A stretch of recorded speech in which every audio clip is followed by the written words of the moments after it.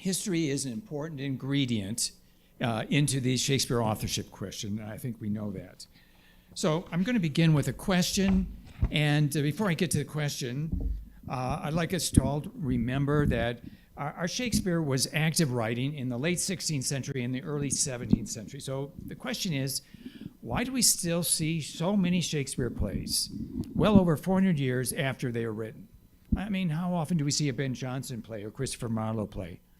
Rarely, but Shakespeare we see constantly. And certainly one of the main reasons, I feel, is the significant roles that Shakespeare gives to women.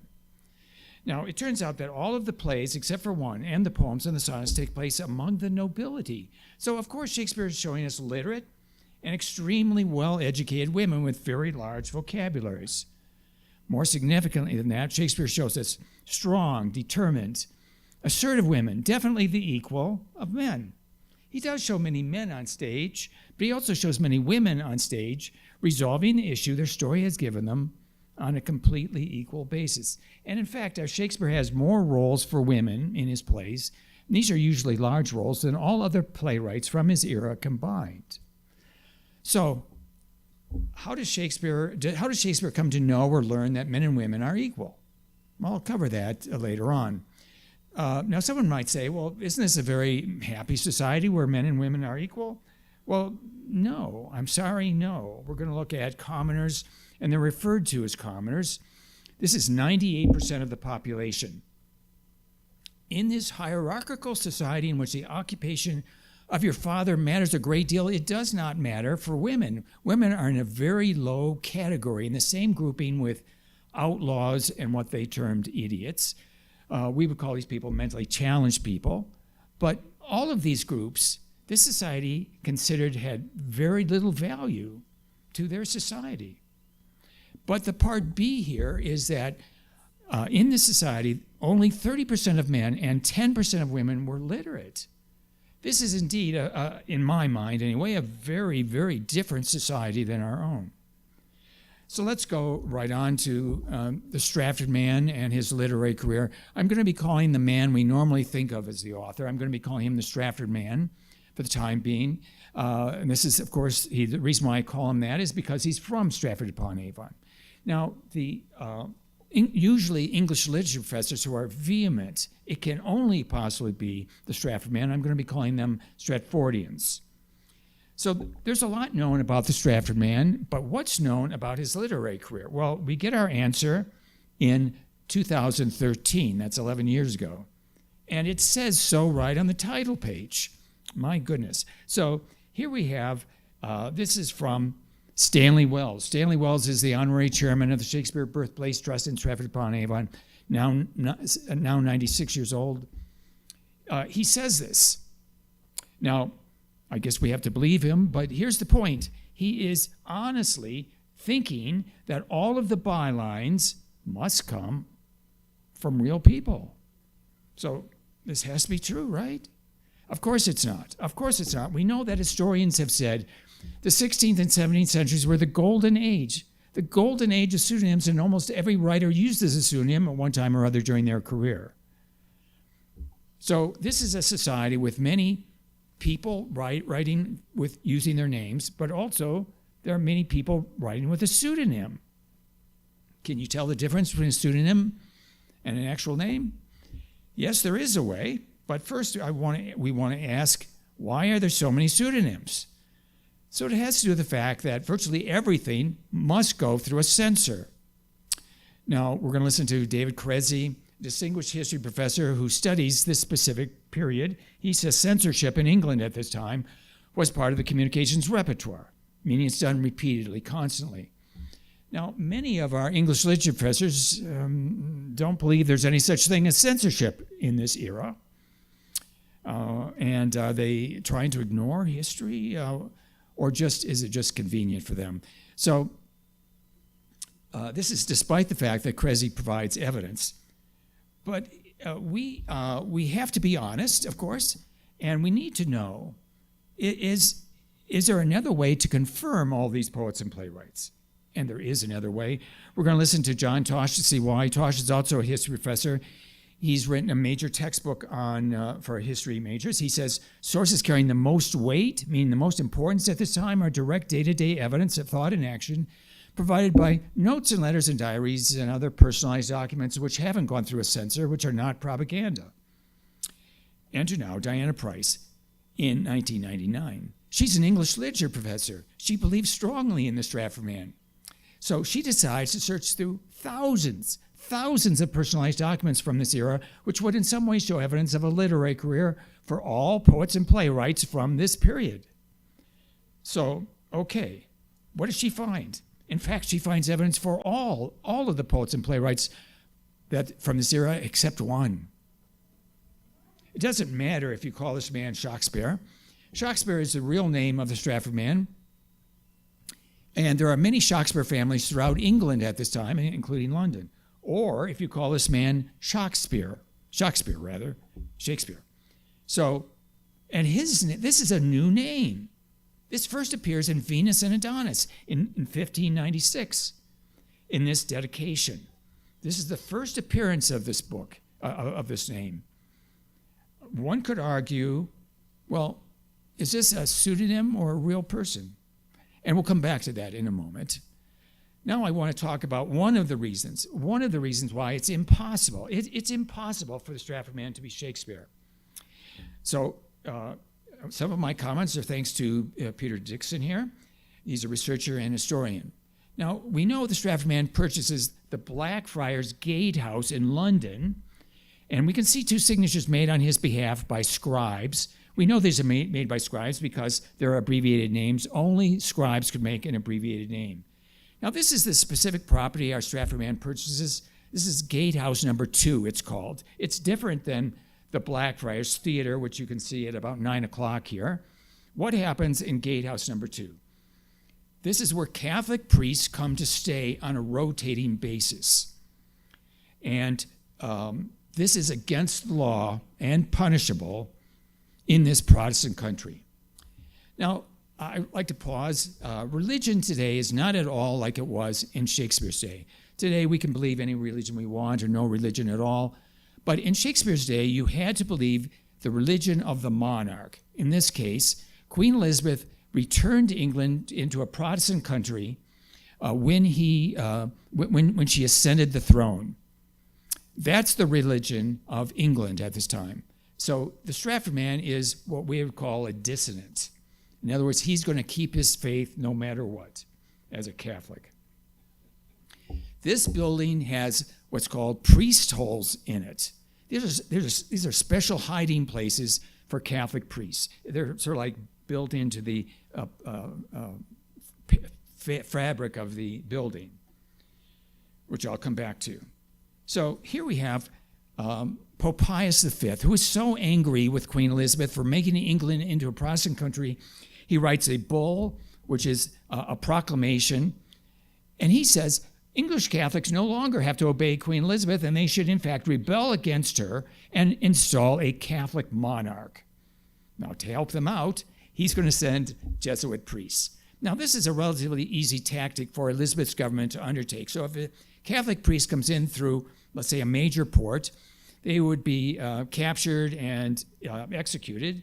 And executed because it's most likely the Catholic priests who are instigating, they felt, to rebel, others to rebel against Queen Elizabeth. And of course, this rebellion would mean, of course, the execution of Queen Elizabeth. However, this is not how most Catholic priests come into the country. They come in through other means, often smuggled into the country through minor ports. Many of them make their way to the Blackfriars Gatehouse in London to be much closer to Queen Elizabeth. Now, here is Queen Elizabeth. She would never tolerate a Catholic playwright. She knows the difference between Catholicism and Protestantism. She would never tolerate a Catholic playwright. However, because of all the threats against Queen Elizabeth's life, any commoner coming into her presence would first have to be what we would call today vetted. And our Stratford man is seen in the company of very many other vehement Catholics in London. So he's never going to be invited into her presence. Here's James I when the Stratford man purchases this property in 1613. Now, James is angrier at English Catholics than was Elizabeth.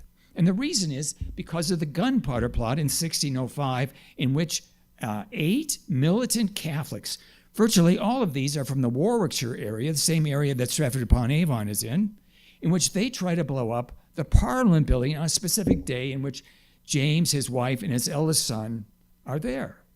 And it's foiled at the last possible second, and the militant Catholics are executed.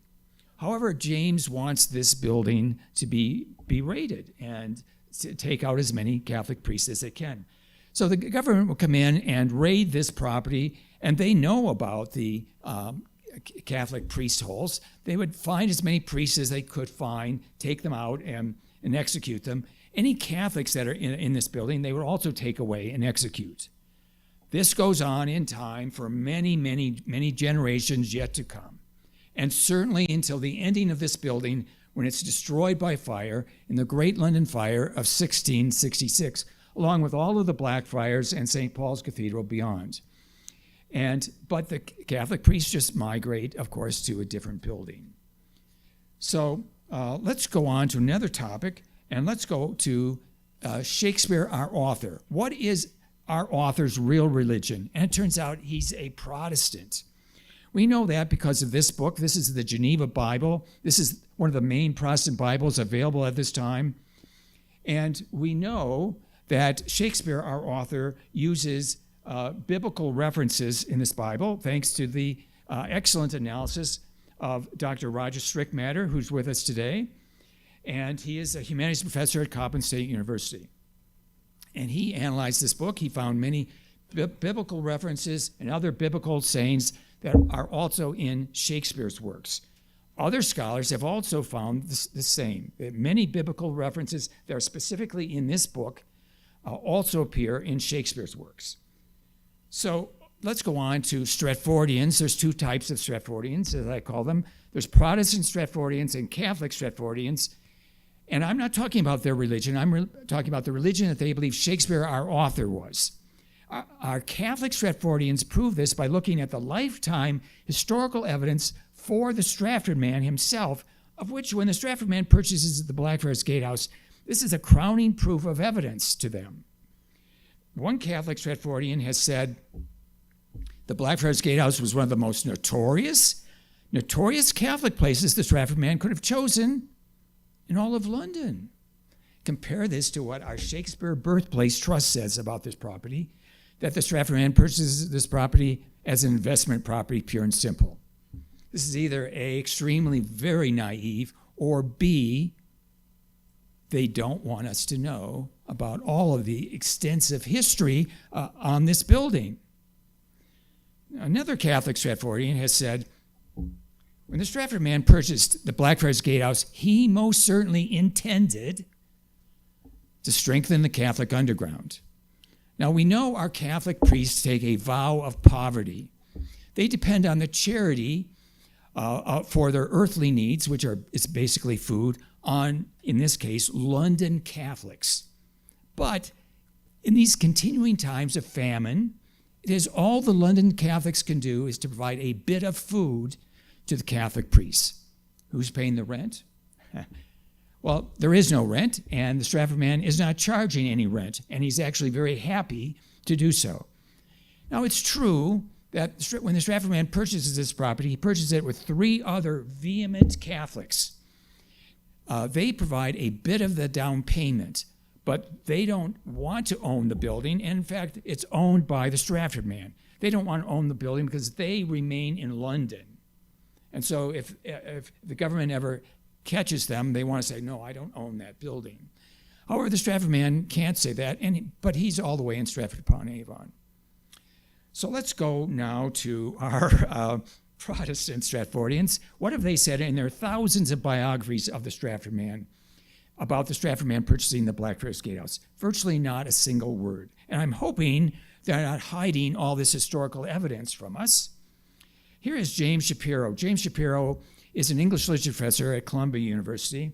He's written 5 biographies. He also has said not a word about the Stratford man purchasing the Blackfriars Gatehouse. He's speaking at a conference in 2000 6. He sees around the room other English literature professors. There's a couple who are what I've called Catholic Stratfordians. He looks at them, he says, should I write like a Catholic? I don't like it. It's like quicksand. Which, in fact, does tell us he does know the important depth of this essential discussion about the Stratford man, and he doesn't want us to know. Now, he, in a few minutes later, he he says instead, it's a small step from a secret Catholic Stratford man to a secret person using the name Shakespeare. Now we can see what he's actually trying to say here, his actual comment here, which is much more oblique, but we can understand what he's trying to say, and all of his audience could as well. They were all flabbergasted by his comment. Now my last concluding comment is that it should be obvious to us that our Stratford man is a vehement Catholic. He's willing to die, I would say, for his religion. But in any case, he's happy to fund the Catholic underground. He is far away removed from our Stratford man, our Shakespeare rather, who is definitely, beyond question, a Protestant. So, isn't William Shakespeare really a pseudonym? And the answer is yes, of course. And about half the time that Shakespeare is printed, it appears with this hyphen. Now, this is the convention in Europe at this time. A pseudonym is printed about half the time with and without its hyphen.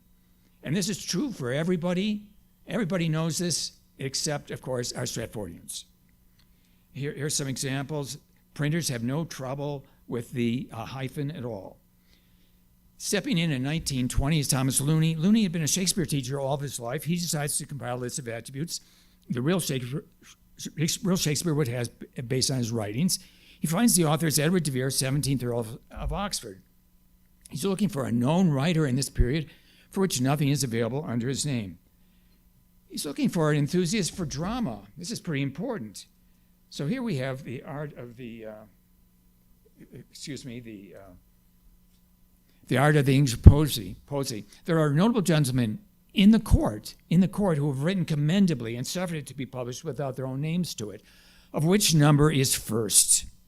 That noble gentleman, Edward, Earl of Oxford. Now, de Vere is writing plays at Queen Elizabeth's court. This is the highest form that Elizabeth's government has, these plays at her entertainments. And he is writing many different plays. We know this because of the inventory we see from the Master of the Revels from this era. Now, these plays are well liked. They're performed over and over and over again, just like they are today.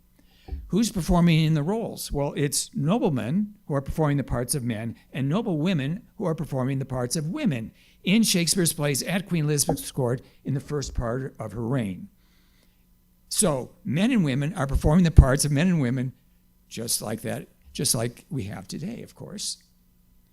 Now, why can't de Vere use his name? Well, it has to do with this. An English customary law. And who says so? Who says so? The foremost historian of the late 20th century, this is Laurence Stone. Laurence Stone says this. He studied the nobility for many, many years, and he calls it a customary law.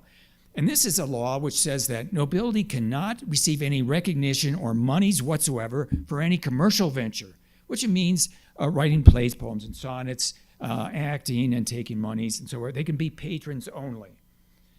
And so this is also related to stigma of print, which relates only to writing plays and poems. Now, we know that our nobility have a very high calling in life. They're there to help the monarch. They can't be seen as doing something menial like writing plays and poems. However, in the back end, as I call it, the back end, the entertainments, those are very important. Those are always very important. And Edward de Vere excels very well at this. So Edward de Vere's education is actually stellar. He has three major tutors. The first is Sir Thomas Smith, a most magnificent scholar. He knows 5 foreign languages. He knows a huge number of academic subjects. with a huge library. He teaches all this to de Vere. Laurence Nowell owns many, many rare Anglo-Saxon manuscripts, including the epic tale Beowulf, which today is studied in every college and university in the U.S. It wasn't translated into English until 1837. So Shakespeare, our author, absolutely has to have read Beowulf in its original Anglo-Saxon language and have access to it, and is specifically owned and in the possession of Edward de Vere, Okay. All right, there's a lot to say about Arthur Golding here. I'm just going to say that he was a strident, vehement Puritan. Puritans believe in many things that we don't believe in, but one of the things they do believe in is the equality between men and women. And I'll come back to that. And so Edward de Vere becomes a ward of the court. When his father dies at age 12, he comes to live with William Cecil. William Cecil is the most powerful man throughout England at this time, and he is sympathetic to the relatively new Puritan religion. Now, he runs his whole household in this egalitarian fashion with his wife, Mildred Cecil. Now, Edward de Vere lives in this household for 9 years. So by the time he leaves, he knows how well this egalitarian system works. Mildred Cecil herself is a major scholar in Greek. And in Cecil's library is a huge number of Greek volumes, and certainly a large number of Greek plays from ancient Greeks. And Shakespeare, our author, absolutely has to have read all of these magnificent plays because they are major source material for Shakespeare, our author. And we know that thanks to the excellent work of Dr. Earl Showerman. Dr. Earl Showerman, we see through his many presentations, as many papers, all this important information which we are pleased for. He's with us today. So going on to another important issue about source material is Shakespeare absolutely had to have read a minimum of 500 books in 5 foreign languages to use as source material. And how did our Stratford man obtain all this material? And we get our answer from Stanley Wells, who says in a very convincing way, "He doesn't matter, he just did." Now that's a very revealing answer. I think that's a very arrogant answer, and it does matter. It does matter a great deal. It turns out William Cecil had among the very largest libraries in all of England. Add to that the large library from Sir Thomas Smith, and it turns out that 3/4 of Shakespeare's source material was contained in these 2 libraries. How does he obtain the last quarter? All he has to do is to buy books, which he does, including the Geneva Bible, but he can also borrow books because nobility at this time have a lending system where nobility can borrow from other nobility, which Edward de Vere takes advantage of. Let's go on to the evidence here. Francis Mears writes this book called Palestema. He cites both Edward de Vere and Shakespeare as best playwrights for comedy in one of his paragraphs. And he does something else. He shows us 12 Shakespeare plays. Notice how Shakespeare is written here. 12 Shakespeare's plays. This is an even number. Okay, what do our Stratfordians have to say about this? This proves definitively that de Vere and Shakespeare are completely different people, so that lets de Vere out entirely. Stop talking about de Vere. Today, I'll be summarizing the excellent article which appeared last year in Critical Survey called Francis Mears Revisited. And this article was written by our prolific Dr. Roger Strickmatter, who's with us today. He's building on the important foundational work of Dr. Robert Dedabell and Casey Ligon. Now, Francis Mears becomes a vicar. Now, we have to think about this for a moment. We know from historians that every single thing a vicar writes, their sermons, everything must go through a censor. But our vicars want to be honest. Their vocation is that they have to be honest. And we'll see in a moment, it's mandatory that they be honest. So honesty comes before what the censor wants. And so Mears develops what I would call an easy word puzzle. An easy word puzzle. Now someone might say, Tom, this is an extraordinarily complicated cipher. Tom, this is a very, very complicated coding system. It's a very easy word puzzle. In fact, crossword puzzles today are much more difficult. So now it is true you need to know Greek and Roman writers. So Francis Mears receives an education in Greek and Latin with a master's degree from Oxford University. He first writes this book called God's Arithmetic, in which he says God wants us to use even numbers. When he does write Pelastema, he continues with his conviction that God wants us to use even numbers. He says this in the dedication to his book. Now, at the top here, I'm going to be showing 3 items to remember regarding Mears' puzzle here. So he repeatedly shows us it's a specific paragraph for each literary genre. And in each of these paragraphs, he repeatedly lists ancient writers, followed in rank order with English writers. And he finds some similarity between the first ancient in each of his lists and the first English writer in that same list. Okay, all right, let's go back to our paragraph, which contains both Edward de Vere and Shakespeare. This paragraph contains 16 ancients, but 17 English writers? What? This is outside of Mears' even numbering scheme. And yes, it turns out there are 3 other asymmetric paragraphs just like this. And Mears makes these very easy to solve, and he shows that 2 names are standing for 1 writer. So can we solve this one with strict matter?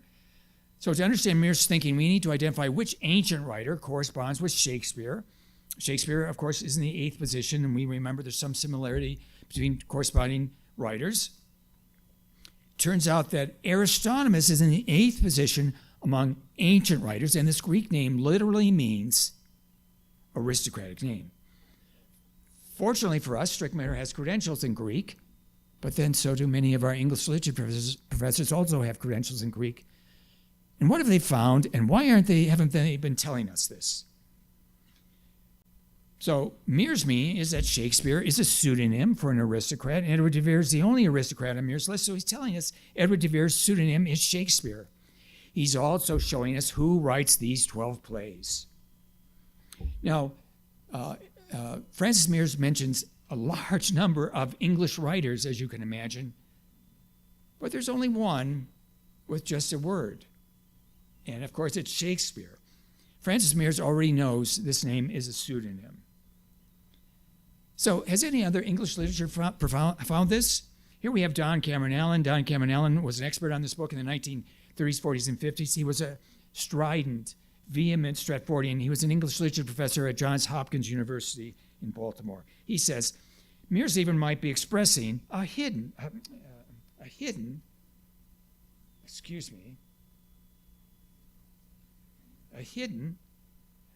critical judgment on Shakespeare by arrangement of the names. It sounds like he found precisely what strict matter found. Okay, what does he tell us? Well, he doesn't tell us, or he won't tell us, but he does get irritated with the long-dead Francis Mears, provided that Mears had a critical purpose in his listings and was not guided by comparative literary genres alone. He's asking, what's Mears' motivation for doing this? He never comes up with the motivation, but you and I know differently. You and I know that Mears did have another motivation. He has to be honest. These are Queen Elizabeth's injunctions or rules to her ecclesiastic court, which include all the vicars and their bureaucracy. And of course, we remember she is the supreme governor of the Church of England, just like King Charles III is today. Rule number 7. Vicars must always do things which pertain to honesty and in their purity of life, be examples to the people. It's Edward de Vere who is our author. Edward de Vere knows the importance of the equality between men and women. Thank you.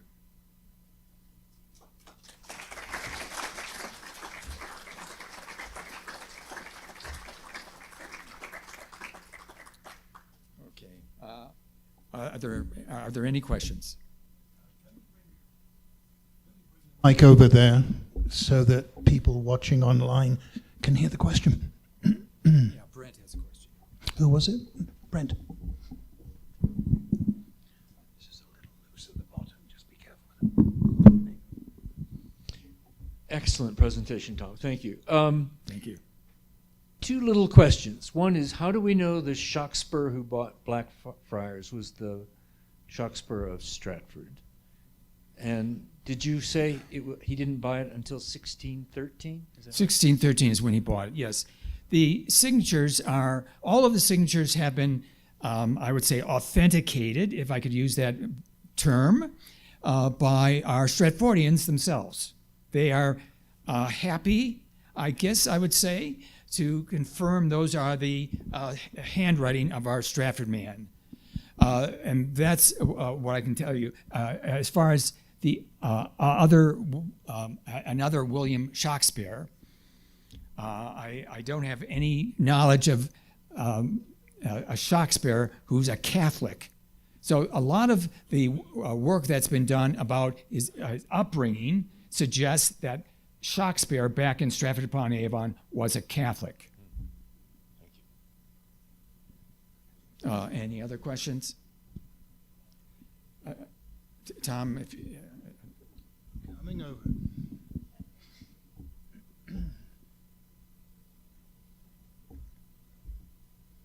you have to be able to run, Tom.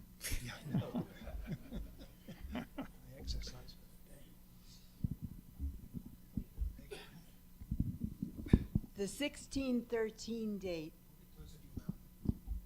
The 1613 date confuses me because the Stratford man died in 1616.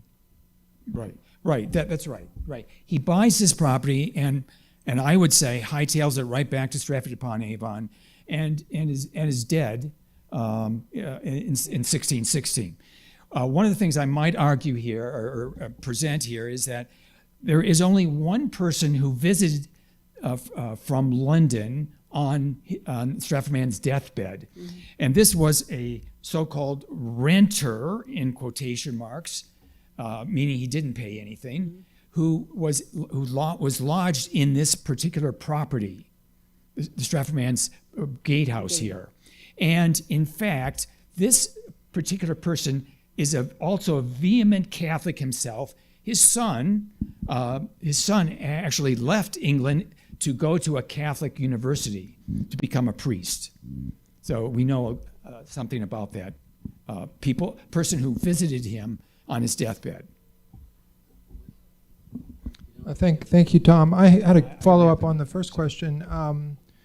It was purchased, I understand, from Maddie Bacon, and I think Maddie Bacon had some relation to Francis Bacon. Do you know what that relationship was or anything about Maddie Bacon? I'm sorry, can you go back to the first part of that question? Yes, I understand that the Blackfriars Gatehouse was purchased by Shakespeare from Maddie Bacon, and that Maddie Bacon is a relative, distant, or close to Francis Bacon. Do you understand? I thought it was a man that he bought the property from. Well, Maddie is a man. I see. Right. Yeah. Okay. I don't know that of that relationship. You could be right. I don't know the relationship. Thank you. Other questions?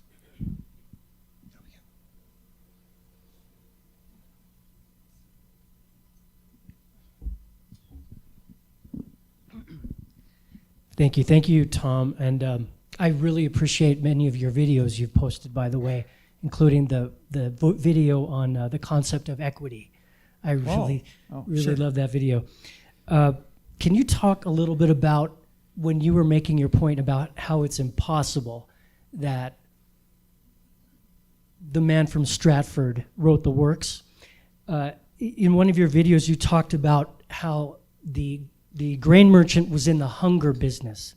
Could you talk a little bit about that? So, yes, going back to what the Stratford man did for a living, he was, and actually that's not my phrase, it comes from Jane Archer, and she uses that's a specific phrase, but here's the point. He spent a great deal of his time and effort through his normal working time, hoarding grain during times of famine. So he talked about inflation. He inflated the grain prices very high with the other merchants and made it extremely difficult for people to buy grain. So that's why thousands of people starved to death in this time period, if that answers your question. Hi there, who are on? Yeah, interesting hearing some discussion here about Maddie Bacon and James I being vehemently anti-Catholic. Yes. What's interesting about the timing of the 1613 purchase is we know that James was sort of moving towards being more amenable to the Catholics due to the Spanish marriage match, or the attempted Spanish marriage match. And I'm wondering, is it possible that James was turning a blind eye by 1613, and this Shakespeare guy was maybe kind of a patsy, and that would sort of explain the purchase through a Bacon, who obviously was not Catholic, or presumably was not Catholic. Do you think there's some weird thing happening in there? So what I would say, and I don't have historical knowledge to indicate this, which is motivations and so forth, but I would say no, because, and the reason is because he does not want to be overthrown himself at all, or he doesn't want to have a revolt against him. He already had one, and he was angry. That made him very angry. So he wants to keep power, and he wants his son, whoever that may be, to take power after him. So that he's amenable, there's a difference between being amenable, I'll look at it one way, and not the other way, like someone's going to assassinate me. And so I'm thinking not. I think he wants to get rid of the Catholic priests. Okay, thank you.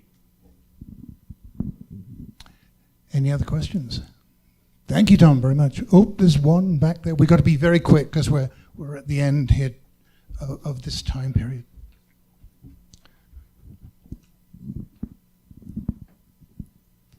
There's an important Harvard professor, Stephen Rosenblatt, who made this great comment in his book on Hamlet. Hamlet is a play with a Protestant prince but a Catholic ghost. Does your investigation, and that seems to me to be absolutely right, does your investigation into the religious aspect cast any light on this? So that play, where that play takes place is the important ingredient here. So it takes place in Denmark, of course. Denmark had been Catholic, but it later became a Protestant country. At the time of Hamlet, that I think Shakespeare, our author, is envisioning, it appears that's still a Catholic country. That's my interpretation. Thank you very much. If you have more questions for Tom, please ask him during the break. Thank you. Thank you. Thank you.